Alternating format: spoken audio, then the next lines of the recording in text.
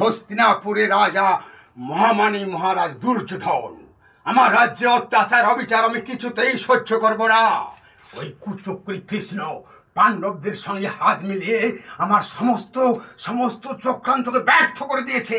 কিন্তু না, আমি কিছুতেই ক্ষমা করব না, কিছুতেই না। এই কে আছিস?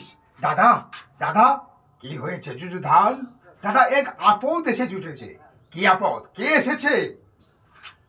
কৃষ্ণ এসেছে দাদা। সেই এই গোয়ালার নন্দ কৃষ্ণ আপনার কাছে আপনার সঙ্গে দেখা করতে এসেছে। কৃষ্ণ এসেছে, সে তো একটা গোয়ালার নন্দন ভিক্ষুক।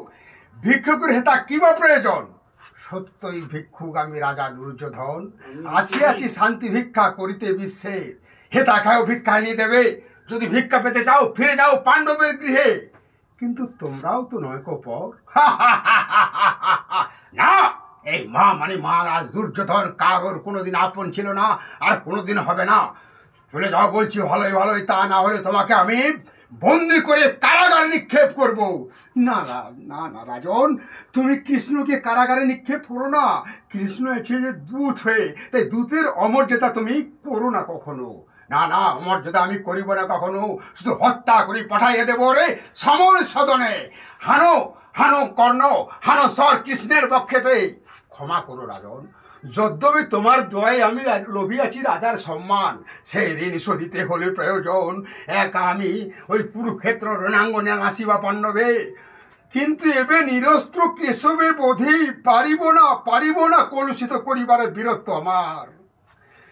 আমি বধিব এই বর্বর রাখালে যুযুধান, সাবধান।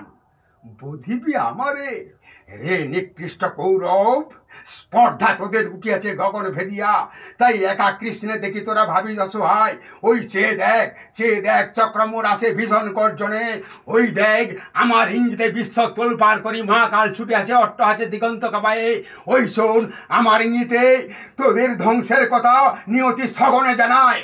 যদা যদা হি ধর্মস্য গ্লানির্ভবতি ভারত অভ্যুত্থানাগধর্মস্য তদাত্মানং সৃজম্ভম পরিত্রাণায় সাধুনাং বিনাশায় চতুষ্কৃতাং ধর্ম সংস্পনাথায় সম্ভবামি যুগে যুগে, সম্ভবামি যুগে যুগে।